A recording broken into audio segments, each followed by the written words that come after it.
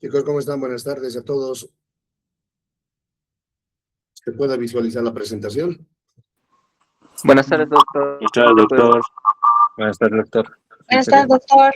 Buenas tardes, Sí se ve la doctor. presentación, doctor. Bueno, chicos, por favor, en la clase de hoy, por favor, les voy a pedir que todos estén atentos. Persona que por alguna situación le pregunte y no conteste más de 3 segundos, automáticamente queda fuera de la clase, ¿ya? Pues así que, por favor, les ruego que estén al pendiente y atiendan, digamos, a la clase, ¿ya? Bueno, hoy vamos a llevar lo que es gasometría arterial, ya hablando de este otro segmento, ya que corresponde a lo que es el equilibrio. Déjame un segundito, pero está mi música de fondo.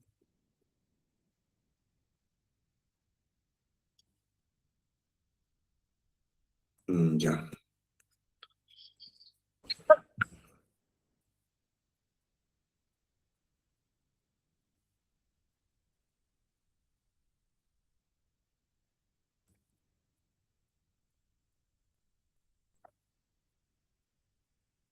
Bueno, hoy nos toca hablar sobre lo que es el equilibrio ácido-base y fundamentalmente la interpretación clínica de lo que es gasometría arterial. Este es un tema que ustedes lo tienen que dominar de manera íntegra, porque ya de pronto la parte teórica, la parte general, ustedes ya lo han llevado en la anterior gestión, ¿no? Toda vez que gasometría arterial o equilibrio ácido-base se lleva tanto en fisiología como también en bioquímica. Entonces, asumo que ya están hachas en esto, pero de todas maneras, entendiendo de que, y es más, en fisiopato, ¿no? Entendiendo que todavía siempre haciendo un poco más de énfasis, repasar es importante para que podamos interpretarla, vamos a ir hablando de este tema. Bueno, en el tema de lo que es equilibrio ácido-base, lo primero que debemos ir recordando es cuál es su función y cómo se llega a producir el equilibrio, ya, y la nivelación. En este caso, según el Instituto de Biología de la Altura, ya existen estudios muy dirigidos a lo que es la presentación de gases en sangre, ya, las cuales terminan teniendo algunas variaciones en cuanto a lo que es la presentación en la ciudad de La Paz y a nivel del mar. A nivel de lo que es la ciudad de La Paz o a nivel del mar, el pH no cambia. Tiene un rango entre 7.35 hasta 7.45. Asimismo, la presión parcial de oxígeno a nivel del mar ya cambia, ¿no? Que está a 90%, a nivel de la ciudad de La Paz, ya, y peor en el alto, estamos a 60 milímetros de mercurio. El dióxido de carbono, la concentración máxima de 30 milímetros de mercurio, ya, y 40 a nivel del mar. No nos interesa mucho del mar, vamos a hacer énfasis más en la ciudad de La Paz. El bicarbonato tiene un rango entre 19 a 22, ya, siendo el exceso de base de más menos 5, la saturación de oxígeno llega a estar entre 90 a 93. Y un PaFiO2, o PaFi como lo conocemos, o índice de Kirby, que debería estar mayor a 200. ¿Ya? Entonces, estos son los valores que vamos a ir aplicándolo para el día de hoy. Antes de hablar de esto, debemos saber cómo nuestro medio interno es responsable de equilibrar el pH intracelular y el pH extracelular. Sabemos que prácticamente el equilibrio se fundamenta principalmente por la cantidad de hidrogeniones circulantes, tanto a nivel intra o extracelular. Y este efecto hace que, debido a muchas funciones, ¿ya?, el pH se mantenga entre 7.35 a 7.45. Pero sin embargo, diariamente nosotros ingerimos o liberamos en nuestro torrente circulatorio una cantidad aproximada de 60 miliequivalentes de hidrogeniones. Y esto llega a producirse de un 20 milímetros de mercurio, perdón, un 20 miliequivalentes, ¿ya? De hidrogeniones llega a ingresar a través de la dieta que nosotros damos cada día, ¿ya? Y 20 miliequivalentes ingresa a través del metabolismo celular. No se olviden que en el metabolismo celular, fundamentalmente en los carbohidratos, se liberan los famosos NADs y FATs, y estas al reducirse liberan hidrogeniones, ¿no? Entonces, y de esa forma llega a presentarse un aumento sostenido de hidrogeniones en el torrente circulatorio, ¿ya?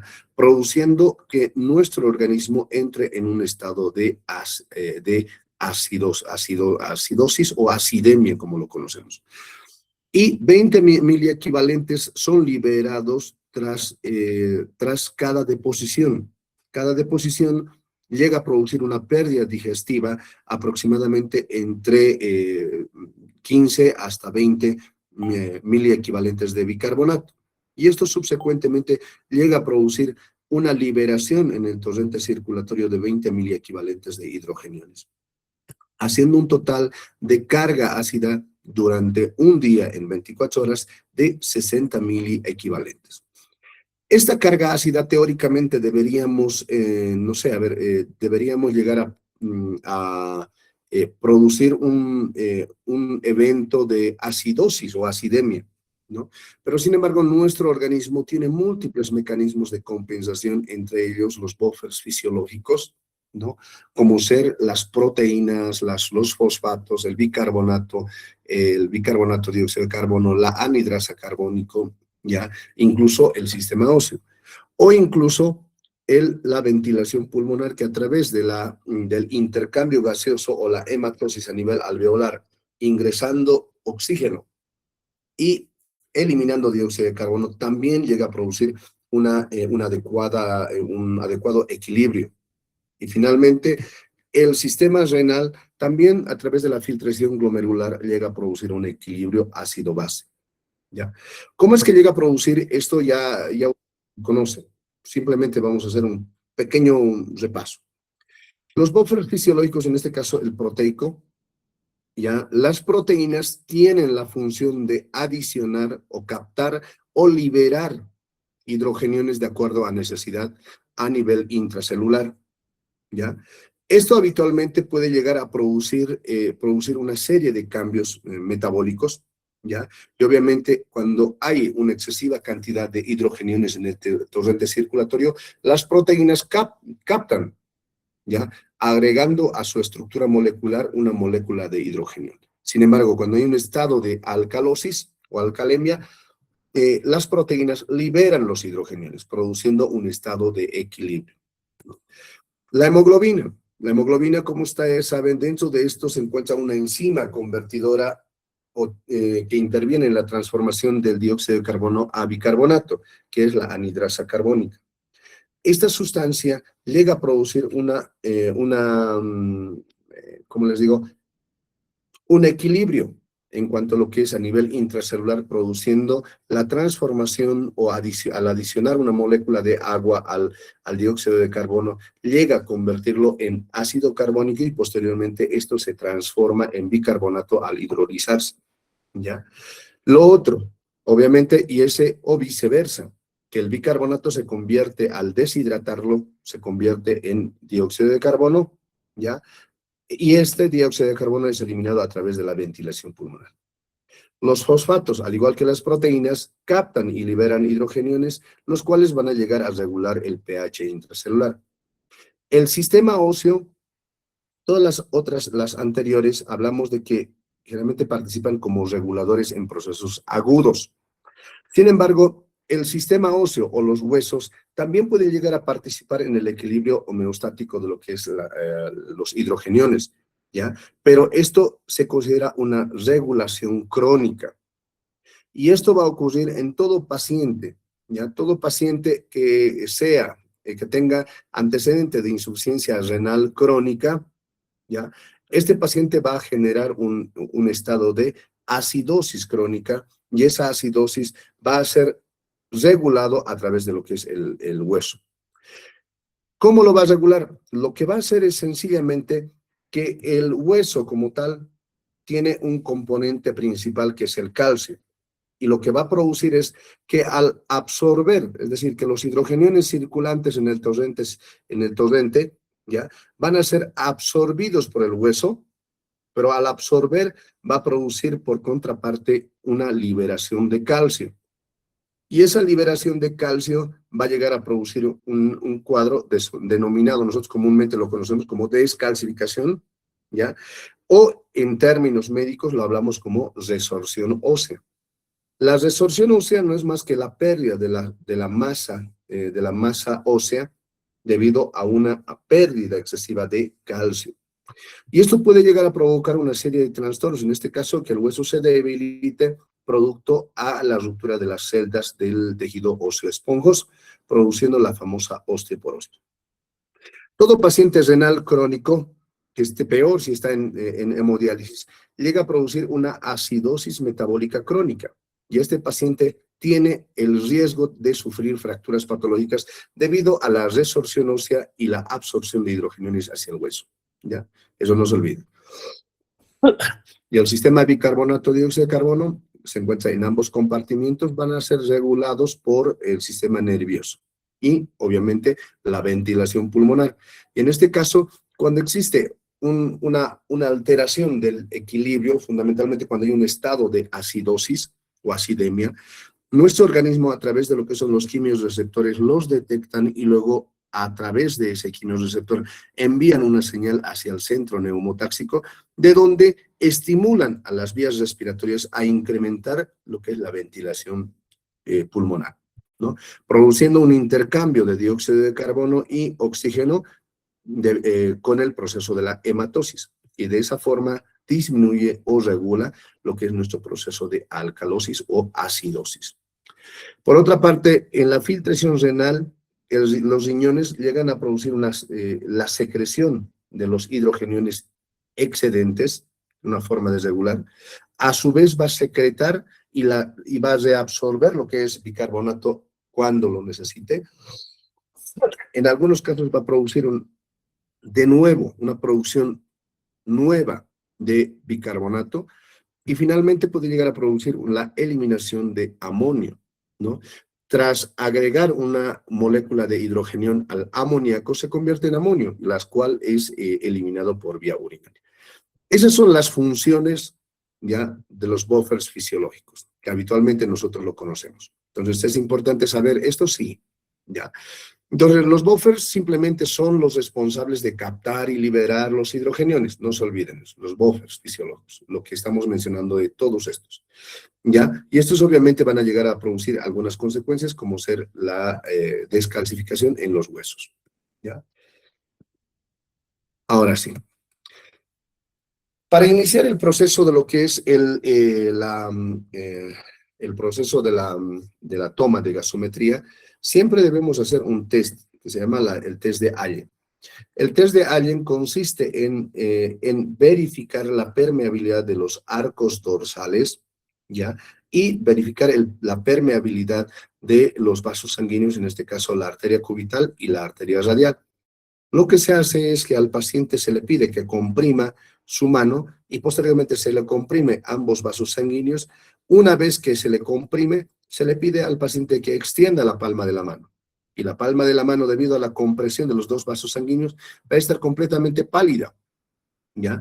Y lo que vamos a hacer es simultáneamente, ya sea soltar la arteria cubital o la arteria radial y posteriormente volver a evaluar de nuevo el lado contralateral. En este caso, primero siempre se suelta el lado de la arteria cubital sin soltar ya la arteria radial.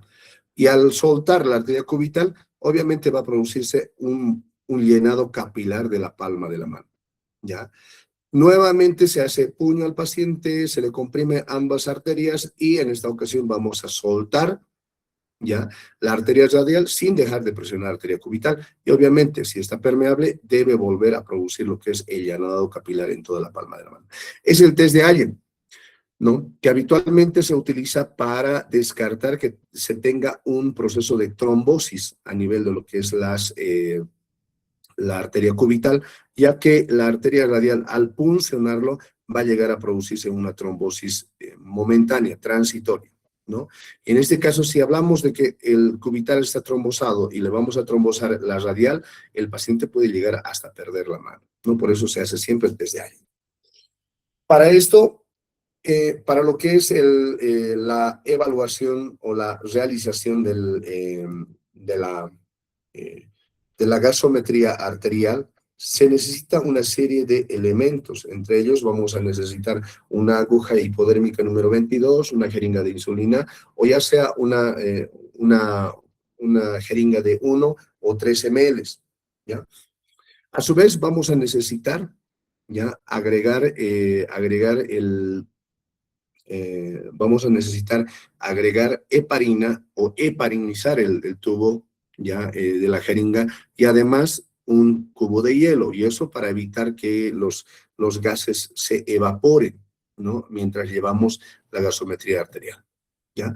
En este caso, siempre vamos a hacer una punción a 45 grados o a 90 grados con el bisel hacia arriba, y esa va a ser la práctica de la próxima semana, y cada uno de ustedes tiene que venir con, les voy a mandar una lista de requerimientos, y ustedes tienen que venir y se van a sacar la gasometría arterial, absolutamente todos. ¿Está bien? Bueno, y esa es la punción que lo vamos a explicar la próxima semana.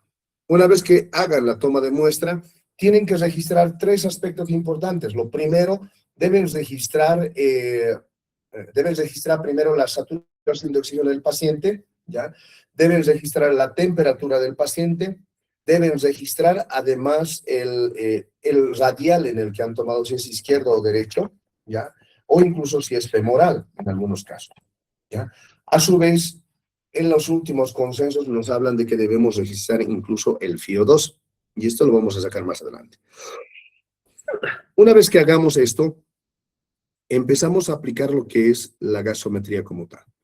No se olviden que la gasometría, cuando el pH disminuye, ¿ya? Disminuye, es debido a un aumento sustancial de los hidrogeniones, y este efecto se denomina acidemia.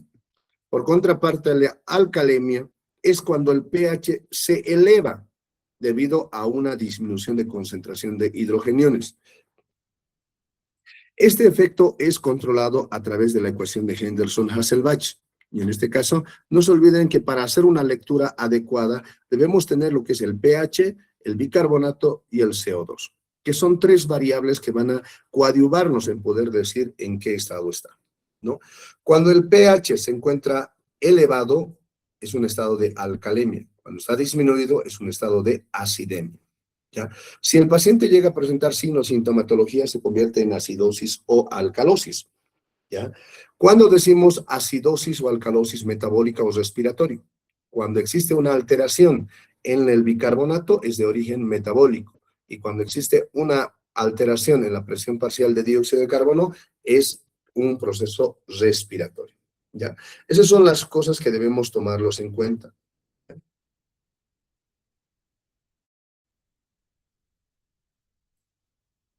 Entonces, cuando hacemos este efecto, primero debemos saber reconocer los trastornos respiratorios, ¿ya? En este caso, ¿qué sucede cuando el pH, ¿ya? El pH desciende, pero el CO2 sube. ¿Cuál es el diagnóstico? En este caso, el diagnóstico va a ser acidosis respiratoria. Pero, ¿qué pasaría? En este caso, por ejemplo, la acidosis respiratoria generalmente son procesos donde el pH desciende y se retiene mucho dióxido de carbono, como ser en las obstrucciones de vías aéreas superiores e inferiores, miastenia gravis, Guillain-Barré, EPOC exacerbado, neumotórax e insuficiencia respiratoria, ¿ya? Lo otro es hablar de lo que es. Lo otro es cuando el pH se eleva, pero sin embargo el CO2 desciende. Cuando ocurre esto, se denomina alcalosis respiratoria, ¿ya? Entonces, en este caso, generalmente las alcalosis respiratorias se dan cuando hay un cuadro de crisis de ansiedad, ¿no? El paciente empieza a hiperventilar, ¿ya?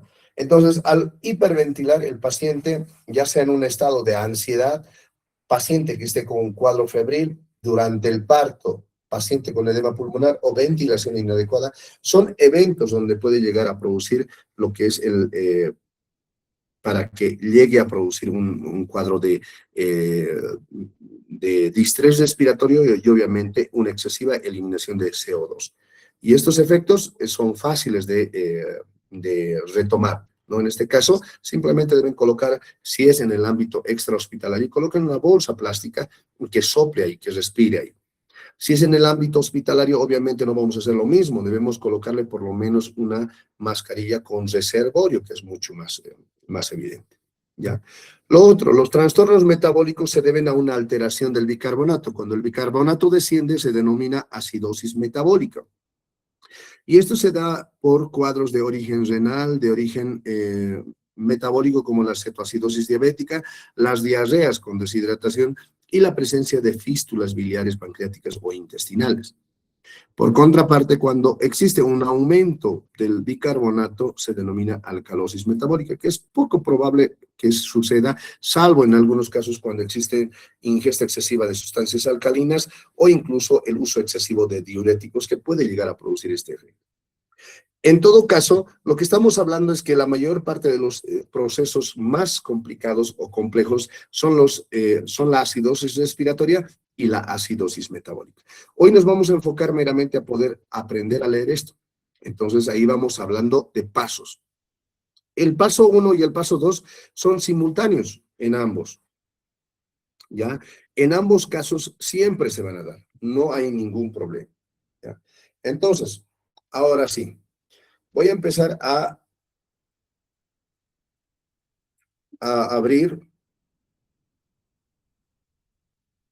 ya, deme un segundito.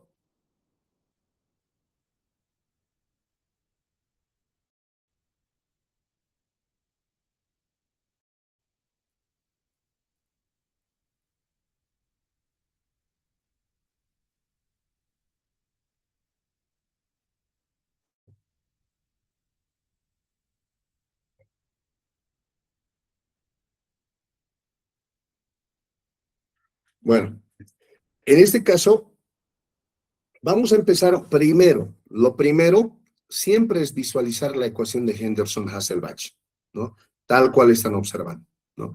En este caso, lo primero que vamos a determinar, paso 1, es determinar si es ácido o es base, si es acidosis o es alcalosis, tomando en cuenta que lo normal es entre 7.35 y 7.45. Eso es lo primero que vamos a ver, ¿ya? Eso es normal.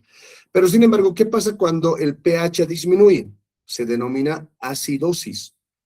¿Qué pasa cuando el pH se eleva? Se denomina alcalosis, ¿ya? Entonces, en este caso, vamos a hacer un ejemplo con esta imagen. Lo que está en círculo, Jessica Copa, ¿qué tipo de trastorno es?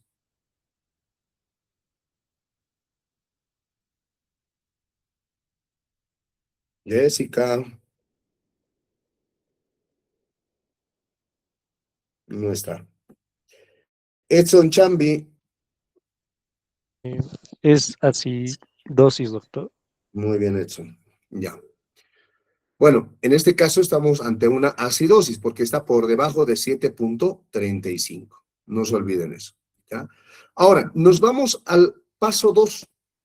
El paso 2 es determinar si es metabólico o es respiratorio, ¿ya? En este caso hemos dicho que es una acidosis, ya, es una acidosis. Porque lo normal sería que si es metabólico, ¿ya? O respiratorio, generalmente esto debería ser equilibrado. Pero ¿qué pasa cuando es respiratorio? El CO2 se encuentra elevado. Pero ¿qué pasa cuando es metabólico? El bicarbonato disminuye, ¿no? Entonces, en esta imagen, Ruth Lippe, ¿qué tipo de trastorno estamos viendo?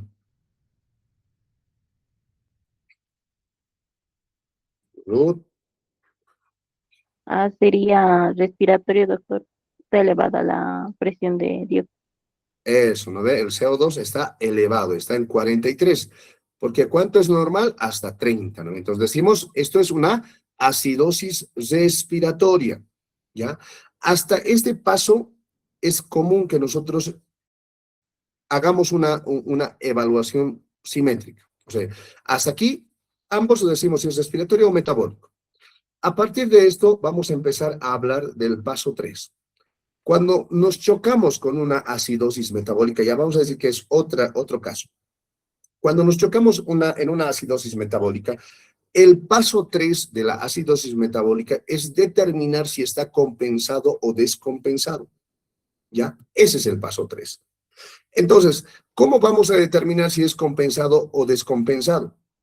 Esto significa de que por cada mili equivalente de bicarbonato que descienda, el CO2 va a ir descendiendo entre 1 a 1.2 de milímetros de mercurio de CO2. ¿Ya? Eso significa, fíjense, si yo estuviera, por ejemplo, ¿cuánto es el valor inferior de bicarbonato? 19. ¿Ya? Entonces, ¿y cuál es el valor inferior o el valor de dióxido de carbono? 30. ¿Ya? Simplemente vamos a hacer ese parámetro. Entonces, si mi paciente tuviera 18, ¿cuánto estaría en el paciente su bicarbonato, su dióxido de carbono? En 29. Si mi paciente tuviera 17, ¿en cuánto debería estar el CO2? 28. ¿Ya? Si fuera 16, estaría en 27. Así sucesivamente debe ir disminuyendo, ¿no? Aproximadamente de 1 a 1.2. No estoy haciendo un cálculo aproximado, ¿ya? Entonces, con esa explicación, por ejemplo, si yo tuviera un paciente con pH de 7.30, ¿ya? Un CO2 de 25 y un bicarbonato, ¿ya? De 8. ¿Cómo se le declara a este paciente? Zonalcalcina. ¿Es una acidosis metabólica compensada o descompensada?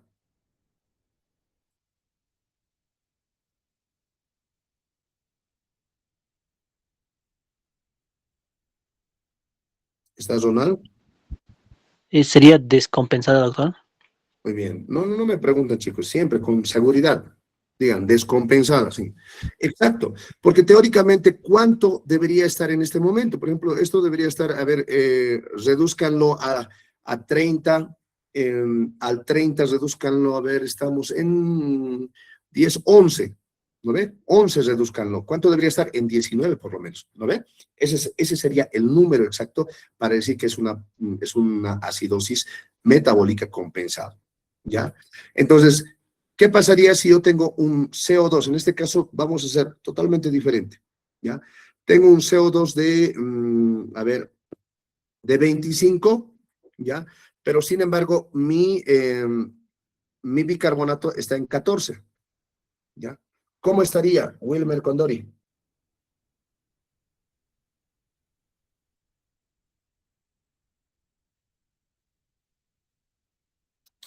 Doctor, estaría compensado.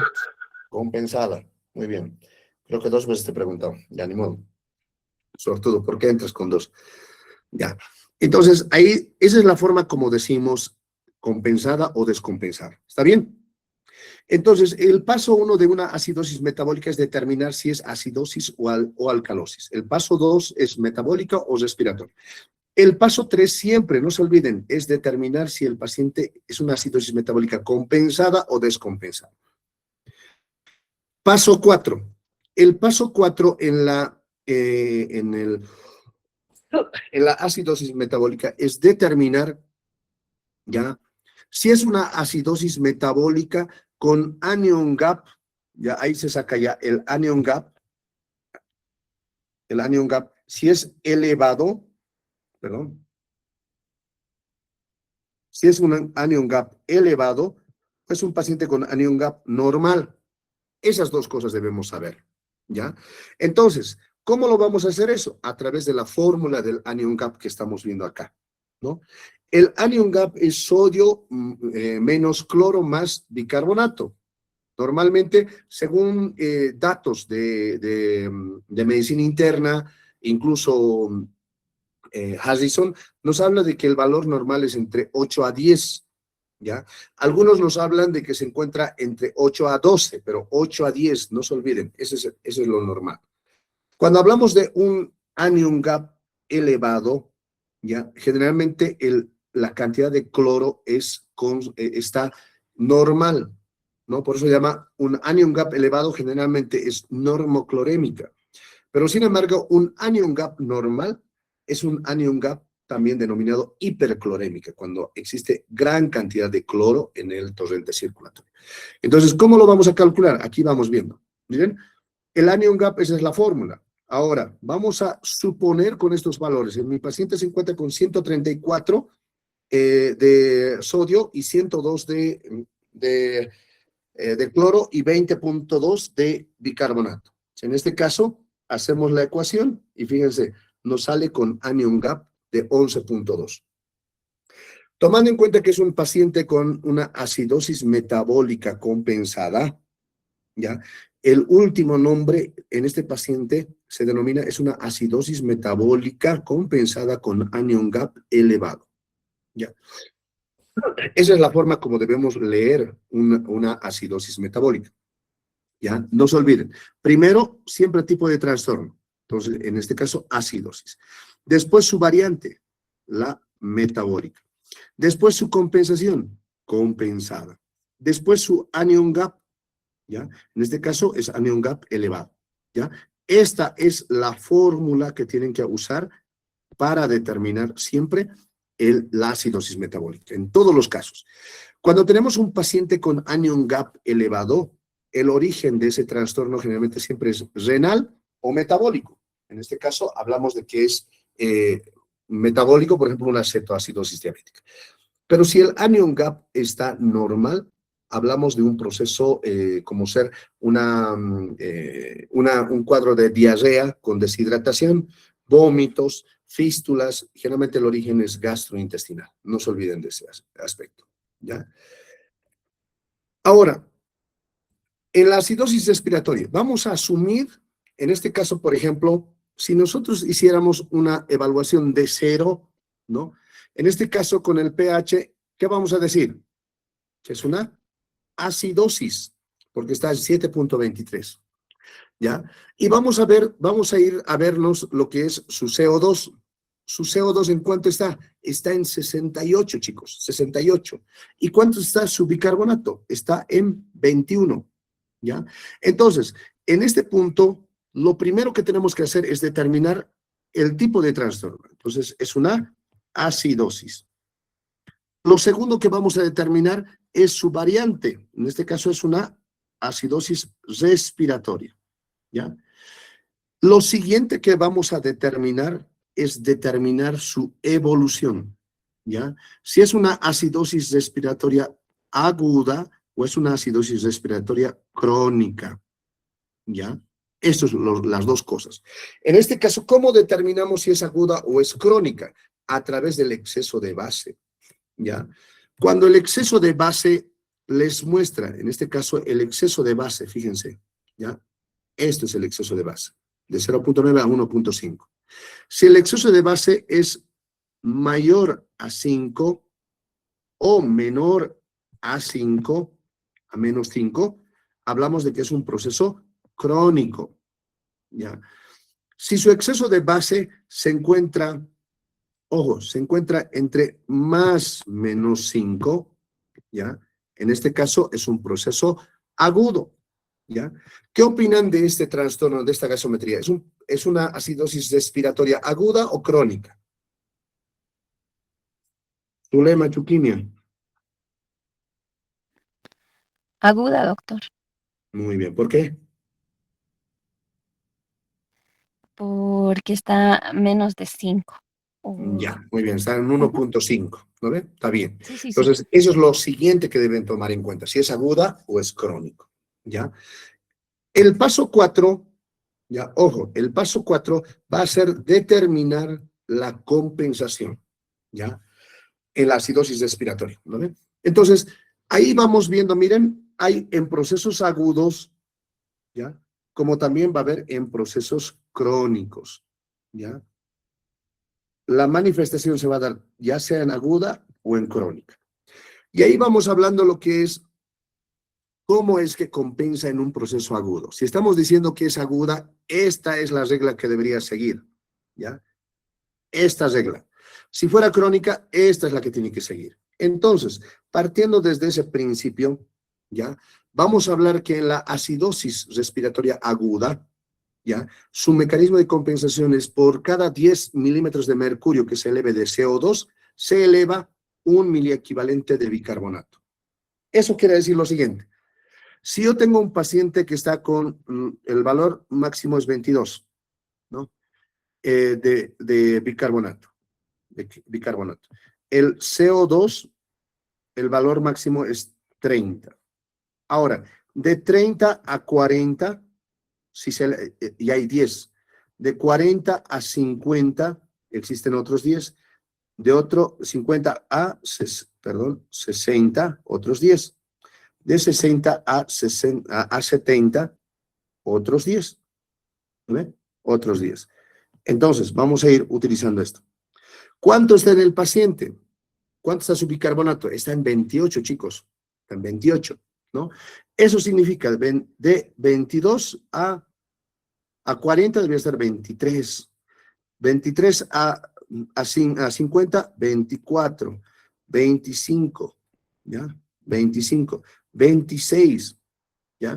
Entonces, con esta gasometría estamos aproximadamente diciendo que es una acidosis respiratoria compensada, ¿ya? Es una acidosis respiratoria aguda compensada, ¿ya? Eso se da en procesos agudos. En procesos crónicos, por cada 10, es decir, que si yo tenía 22, y aquí tengo 30, y tengo 40, si mi paciente tuviera, perdón, a ver, aquí está. Si mi paciente tuviera 40, obviamente el bicarbonato debe subir a 25,5, ¿no? Porque habríamos que hablar 22 más 3,5, 22,5, ¿no? Entonces, esa es la forma, y así sucesivamente. Si fuera 50, ¿ya? Esto debería estar, por ejemplo, en 28, 29, ¿no? En 29, ¿ya? Si estuviera en 60, ¿ya? Deberíamos estar hablando en 32,5, ¿no? Entonces, así va elevándose progresivamente, ¿no? En procesos agudos solamente se eleva 1 por cada 10. En procesos crónicos, 3,5 por cada 10, ¿ya? En este caso, esta gasometría, ¿a qué tipo de trastorno corresponde? Es una acidosis respiratoria aguda compensada, ¿ya? Esa es la forma como tienen que ir diciendo, y ese es el paso 4. El paso 5, chicos, es determinar, ¿ya? Determinar, aquí me he saltado, ya, aquí falta una diapositiva, chicos, mil disculpas. El paso 5 es determinar el FiO2, ¿ya? Paso 5, ¿ya? El FiO2, ¿ya? Bueno, en el tema de lo que es FiO2, vamos a hacer una breve explicación de a qué se refiere FiO2, ¿ya? Cuando hablamos de lo que es el FiO2, ¿ya? Estamos hablando, aquí está, justo de esto, ¿no? Este es el FiO2. El FiO2 significa la fracción inspirada de oxígeno. Toda vez que todo paciente, o sea, es nosotros que estamos respirando aire ambiente, ¿ya? En este momento cada uno de ustedes no está con oxígeno, ¿verdad? Entonces, nosotros estamos con un FiO2 de 21, ¿ya? ¿Cuánto es el FiO2 aire ambiente? 21, eso no se olviden, eso es una regla, ¿ya? Pero sin embargo, nosotros nos vamos a hacer una pequeña fórmula para hacer el FiO2, ¿ya? El FiO2, vamos a usar el FiO2, ¿ya? Es igual a dispositivo por por el flujo. ¿Ya?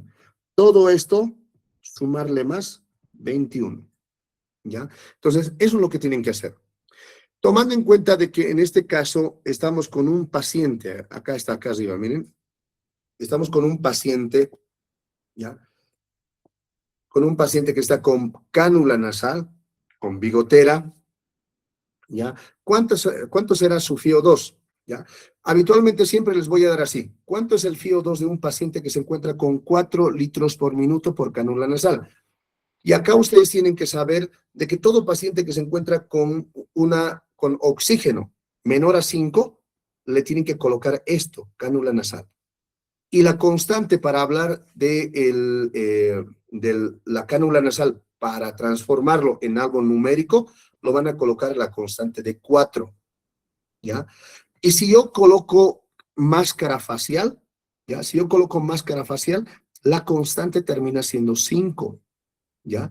Y esto ocurre cuando los pacientes se encuentran con un flujo mayor a 5. Por ejemplo, si yo lo coloco 5 litros a mi paciente, ¿ya? O 5 litros, voy a colocarlo simplemente cánula nasal.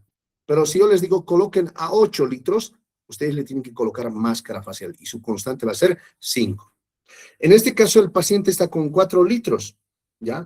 Y reemplazando la fórmula, el flujo está 4. La constante, por lo tanto, va a ser 4 por el dispositivo. 4 por 4, 16. Más 21, 37. Este es su FiO2, ¿ya? Así me tienen que saber determinar, ¿ya? A ver, les doy un ejemplo.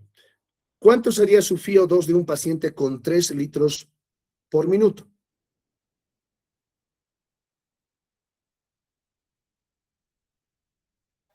Álvaro Sanga. 33, doctor. ¿Seguros?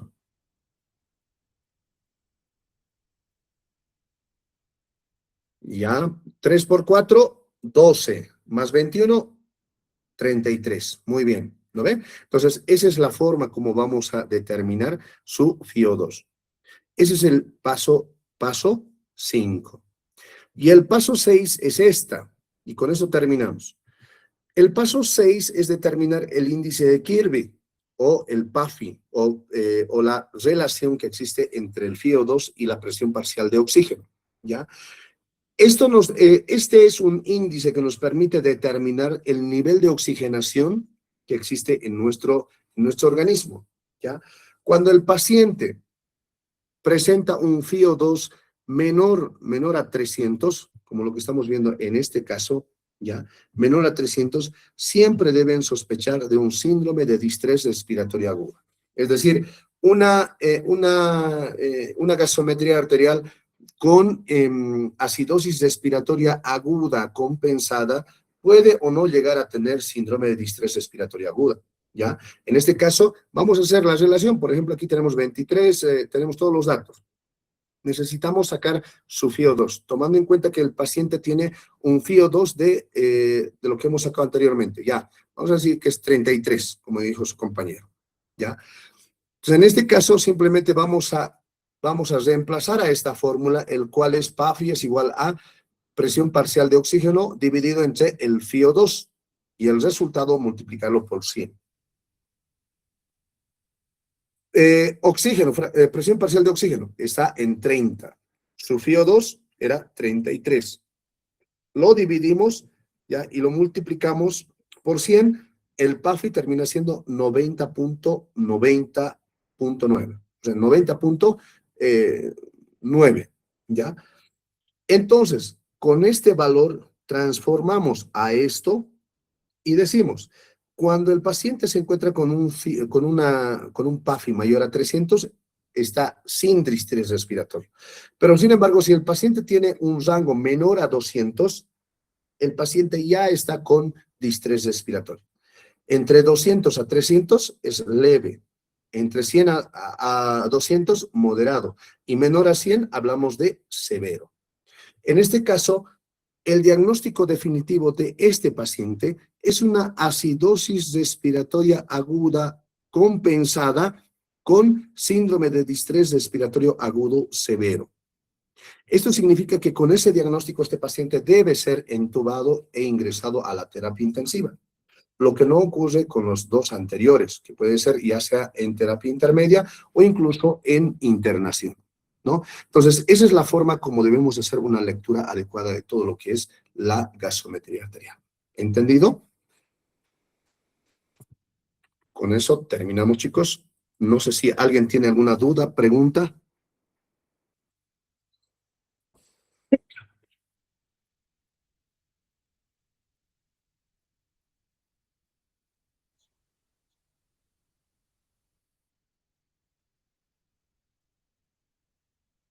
Chicos, ¿quedó claro?